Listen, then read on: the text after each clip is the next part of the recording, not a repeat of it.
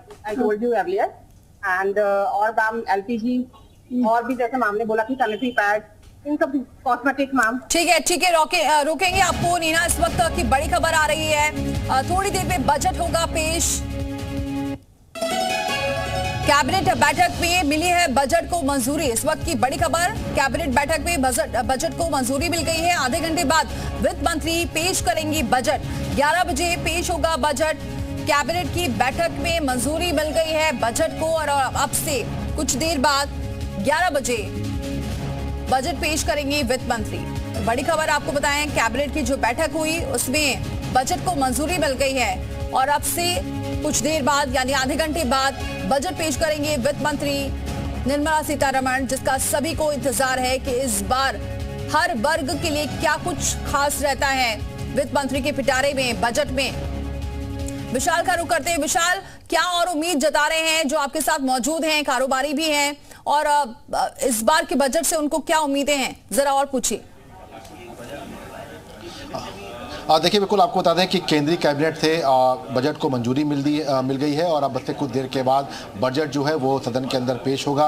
11 बजे जो है निर्मला सीतारमण सदन में बजट पेश करेंगी। हमारे साथ तमाम लोग हैं, उनसे हम बात भी करते हैं और तमाम व्यापारी भी हैं, क्योंकि इस पूरे बजट से तमाम तरह की उम्मीदें जो हैं वो लोगों को जगी हैं। खासतौर से इस बार क्या कुछ खास होगा, क्योंकि मोदी कार्यकाल के जो तीसरा कार्यकाल है उसका ये पहला बजट है। ऐसे में टैक्स पेयर को लेकर भी कुछ बड़ी घोषणाएं हो सकती हैं। ये तमाम चीज़ें कुछ लोग हैं उनसे बात भी करते हैं। कितनी उम्मीदें हैं इस बार के बजट में, क्या कुछ खास होने वाला है? जी, मैं फिक्की से हूँ। यही उम्मीद है कि इनकम टैक्स स्लैब वगैरह में कुछ कमी होगी, कुछ बेहतर स्लैब्स आएंगे इनकम टैक्स से रिलेटेड, और इंफ्रास्ट्रक्चर के ऊपर गवर्नमेंट का स्ट्रेस है, तो उम्मीद करते हैं कि इंफ्रास्ट्रक्चर के ऊपर अच्छा बजट पेश होगा इस बार। कुछ और भी लोग हैं उनसे भी। डिजिटल पेमेंट को बढ़ाने के लिए सरकार क्रेडिट कार्ड, डेबिट कार्ड और IMPS पे चार्जेस आज घटाएगी। पाम ऑयल के लिए भी सरकार इस पे काम करेगी, क्योंकि देश में इसमें पाम ऑयल की मांग बहुत ज़्यादा बढ़ी है और बहुत ज़्यादा वो इंपोर्ट होता है, तो उस पर भी कुछ ना कुछ सरकार व्यवस्था करेगी। खाद्य पदार्थों को सस्ता करने के लिए सरकार चिंता करेगी और देश में रोजगार बढ़ाने के लिए सरकार बहुत ज़्यादा व्यवस्था करेगी, ऐसा हम लोग को उम्मीद है। अभी कल जो आर्थिक सर्वे की रिपोर्ट आई है उस रिपोर्ट में भी सरकार ने माना है कि श्रम कानूनों में बदलाव होना चाहिए, तो मुझे लगता है कि आज श्रम कानूनों के ऊपर भी निश्चित रूप से वित्त मंत्री जी कुछ ना कुछ रिलीफ देने के काम करेंगे। क्या कुछ बजट में लगता है खास होगा? हम सबका मानना है कि इस बार सरकार को MSME के ऊपर खास ध्यान देना चाहिए, क्योंकि MSME आपका क्यूमुलेटिव इफेक्ट डालेगा इकॉनमी पे, एम्प्लॉयमेंट इंक्रीज करेगा और साथ में कंजम्पशन भी बढ़ाएगा। अगर इन तीनों चीज़ों पे साथ में काम करना है तो हम सबका मानना है कि MSME सेक्टर के ऊपर बहुत ध्यान देना चाहिए। देखिए, ये लखनऊ के तमाम हैं जिनको अलग अलग डिपार्टमेंट्स को लेकर जो है मांग है कि इस पर जो है सरकार को बहुत ज्यादा फोकस करना चाहिए। ठीक है विशाल, बने रहिए हमारे साथ। पवन जी भी हमारे साथ बने हुए हैं, कारोबारी हैं। पवन जी, आपको लगता है कि MSME सेक्टर पर और फोकस करना चाहिए, क्योंकि पिछली बार भी देखा गया था बजट पर MSME पर फोकस रहा है, क्या कारोबारी उभर पाया है? मैं इसमें कुछ सुधार करना चाहूंगा। मैं चाहूंगा कि ये जो सीतारमण जी अपना 7वां बजट पेश कर रहे हैं, इसमें वो ताला कारोबारी के लिए क्या लेके आते हैं, इसका एक बहुत बड़ा सवाल है। ताला कारोबारी यहाँ पर 18% GST देकर अपने बिजनेस को बहुत मुश्किल से सर्वाइव कर पा रहा है। खुद से सोचिए, एक ताला कारोबारी 10% तो मुश्किल से कमा पाएगा और 18% टैक्स दे देगा। इस 18% के स्लैब की वजह से बहुत ज्यादा दिक्कत होती है मार्केट में। ज्यादातर लोग कहने पर रहना बिना बिल के या बिना GST के ही माल लेना पसंद करते हैं। ये बहुत बड़े एक अंतर को सरकार को खत्म करना चाहिए। वैसे भी ताला उद्योग में जितने भी हैं बड़े कुटीर उद्योग के अंतर्गत आते हैं। बहुत सारे ताले में हमारे कोई टैक्स नहीं हुआ करता, आज की डेट में 18% टैक्स लग गया है। मैं ये कहूंगा कि इसमें टैक्स स्लैब को खत्म कर देते और हार्डवेयर में 5% GST कर देने से हमारे ताला कारोबारी, हार्डवेयर कारोबारी बहुत राहत मिलेगी और सरकार को डेफिनेटली ज्यादा रेवेन्यू जनरेट होगा, क्योंकि मैक्सिमम लोग है ना इस रहेंगे और हर कोई है बिल से ही काम करना चाहेगा। तो सरकार से पुनः निवेदन है इस बारे में कि वो इस विषय पर सोचे, ताला उद्योग को टैक्स के स्लैब से हटाए और उद्योग और हार्डवेयर उद्योग को 5% GST में करे। ठीक है सर, बने रहिए। रजनी जी, रामलोच आपके पास आऊंगी मैं, आप लेकिन सबसे पहले रजनी जी ये बताइए, ठीक है पहले तस्वीर दिखा देते हैं। प्रधानमंत्री पहुंच चुके हैं इस वक्त संसद में और ये तस्वीर आ रही है और ये सीधी तस्वीरें आप देख सकते हैं प्रधानमंत्री मोदी की इस वक्त संसद में पहुंच चुके हैं और अब से कुछ देर बाद बजट पेश होने वाला है। लेकिन अब ये वित्त मंत्री की तस्वीर, प्रोफेसर रजीश जी, अब बात यही हो रही थी, जीएसटी की बात कर रहे हैं पवन जी, और हम देख रहे हैं कि लगातार इसमें बढ़ोतरी हो रही है। अब अगर हम होम लोन की बात करें तो होम लोन के भी जो ब्याज दर हैं वो लगातार बढ़ते जा रहे हैं।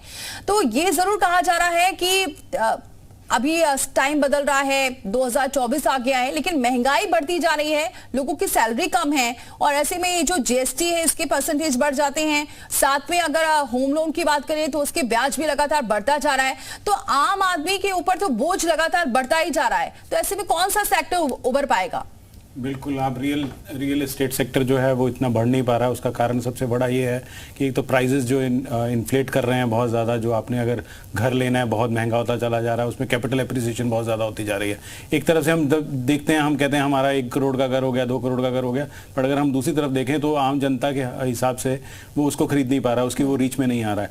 हमें बहुत सारी चीज़ों में, जैसे बिजली का आपको बेनिफिट दे दिया, बिजली आपकी फ्री कर दी, पानी आपका फ्री कर दिया, वुमेन के लिए ट्रांसपोर्ट फ्री कर दी, वो छोटे मोटे खर्चे तो वो चला सकता है, बट उसका बेसिक जो है घर, उसको जो खरीदना है, अगर वो कहीं और से बाहर से आया है, जैसे अभी सुधीर जी भी बता रहे थे, बाहर से जो पलायन करके आया है, उसके लिए बहुत मुश्किल हो जाएगा। आवास खरीदना बहुत मुश्किल हो जाएगा।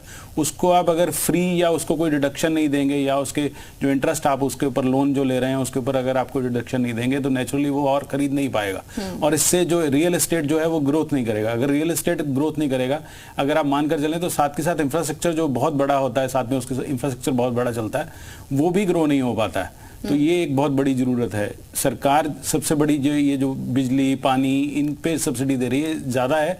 अच्छा है कि अगर गवर्नमेंट घर बनाने पर या एजुकेशन के ऊपर बेनिफिट दे। एजुकेशन जब तक आप 10th तक हैं, 12th तक हैं, आपकी फ्री एजुकेशन हो रही है, बट जैसे ही आप डॉक्टरेट करना चाहते हैं या इंजीनियरिंग करना चाहते हैं, डॉक्टरेट करना चाहते हैं, 75 लाख रुपीज़ से लेकर 1 CR तक आपकी फीस जा रही है, वो आप अफोर्ड नहीं कर पाते, वहाँ जाकर आप फंस जाते हैं। तो या फिर अगर आप इंजीनियरिंग करना चाहते हैं, अगर आप प्राइवेट सेक्टर में जाएं, गवर्नमेंट सेक्टर में मान लीजिए 10 लाख तक की फीस होगी, बट अगर आप प्राइवेट सेक्टर में जा रहे हैं तो 50 लाख रुपीस तक की फीस जा रही है। तो नेचुरली फिर आप या तो आप अपनी एजुकेशन को बढ़ा पाएंगे या घर खरीद पाएंगे, दोनों में से। अगर आपने लोन लेकर कुछ लिया है तो आपने से 25 ईयर्स की एज में से MBA कंप्लीट की या आपने इंजीनियरिंग कंप्लीट की, तो आपने 10 साल तक तो आप लोन, एजुकेशन लोन ही पे करते रह जाओगे, तो वही नहीं आप पे कर पाओगे। फिर घर कब आप खरीदोगे? घर में बहुत बड़ी चीज़ है कि उसमें सब्सिडी दे सरकार, और स्पेशली उसको जब लोन ले रहे हैं उस पर बहुत बड़ी सब्सिडी दे, तो ये बहुत इंपॉर्टेंट चीज़ है। सीमेंट के प्राइसेस कम होने चाहिए, इससे कंस्ट्रक्शन के प्राइसेस कम होने चाहिए, सो दैट कि बहुत सारे लोग इसको घर को खरीद पाएं। सर, इसी के साथ में एक और सवाल जिसलिए जोड़ूंगी क्योंकि रोजगार से जुड़ा हुआ है। आपने बोला कि जो एजुकेशन लोन में लोगों का आधी उम्र बीत जाती है, अब जो इतना खर्च करके पढ़ाई करके बच्चे आ भी रहे हैं, मान लीजिए वो MBBS कर रहे हैं या किसी भी हायर एजुकेशन को वो अडॉप्ट कर रहे हैं, पढ़ रहे हैं, उसके बाद जब रोजगार पर आते हैं तो फिर उनके पास रोजगार नहीं होता है, और रोजगार होता है तो इसी वजह से जो तमाम जॉब्स निकले हैं, चाहे छोटे उसके लिए भी इतने सारे लोगों का फॉर्म भरते हैं। तो क्या लगता है इसके लिए एक अच्छी पॉलिसी बननी चाहिए जिससे जो मान लीजिए अगर डॉक्टर है तो डॉक्टर के हिसाब से वो उस पर जाए। आप शायद मेरा कहने का मतलब समझ रहे होंगे। जी बिल्कुल, मैं इस बात पे इत्तेफाक करता हूँ आपसे। देखिए, अगर एम्प्लॉयमेंट जनरेशन जो है वो गवर्नमेंट जो कर रही है, गवर्नमेंट एक बहुत बड़ा सेक्टर है जो आपको एम्प्लॉयमेंट दे रहा है, बट प्राइवेट सेक्टर को भी फ्लरिश करना पड़ेगा, आपको बढ़ाना पड़ेगा। प्राइवेट सेक्टर चाहे वो छोटा उद्यमी भी हो, वो भी 2 या 4 लोगों को एम्प्लॉयमेंट देता है, तो उसको अगर हम बढ़ाएंगे, अगर उसको ज़्यादा पार्टिसिपेशन उसकी करवाएंगे, तो नेचुरली एम्प्लॉयमेंट बहुत ज़्यादा बढ़ेगी। जब से अगर हम MBA की बात करें, MBA करके IIM से भी अगर कोई MBA कर रहा है, 25 से 30 लाख रुपए उसकी फीस है, वो जैसे ही करके निकलता है उसकी सैलरी तो बहुत हाई लग जाती है, बट वो लोन ही पे करता रह जाता है। एम्प्लॉयमेंट लग भी गई उसकी, बट वो लोन ही पे करता रह जाता है। तो एम्प्लॉयमेंट एक तो बहुत बड़ा चुनौती है उसके सामने, और वो एजुकेशन को कैसे लेगा, क्योंकि अब आपको स्किल्ड लेबर चाहिए, आपको न्यू स्किल्स चाहिए, लाइफ स्किल्स चाहिए आपको। आज की दौड़ में बहुत सारी नए स्किल्स आपको अडॉप्ट करने पड़ रहे हैं। इंडस्ट्री 4.0 आ चुका है, इंडस्ट्री 5.0 आ चुका है, ऑटोमेशन टोटली आ चुकी है, आपको न्यू स्किल्स चाहिए। न्यू स्किल्स जो हैं ये बहुत कॉस्टलियर होती चली जा रही हैं। तो आपको ज़रूरी है कि एम्प्लॉयमेंट अगर तभी आएगी अगर हम इन न्यू स्किल्स को भी इंट्रोड्यूस करेंगे, अपने न्यू करिकुलम में लेकर आएंगे। तो अगर न्यू करिकुलम्स अच्छे डेवलप होंगे, इसके लिए स्किल्ड लेबर तैयार होगी, एजुकेशन सिस्टम हमारा इंप्रूव होगा, एजुकेशन सिस्टम भी अगर थोड़ा सब्सिडाइज होगा तो नेचुरली एम्प्लॉयमेंट भी आगे फर्दर जनरेट होगी। ठीक है सर, लौटूंगी आपके पास। और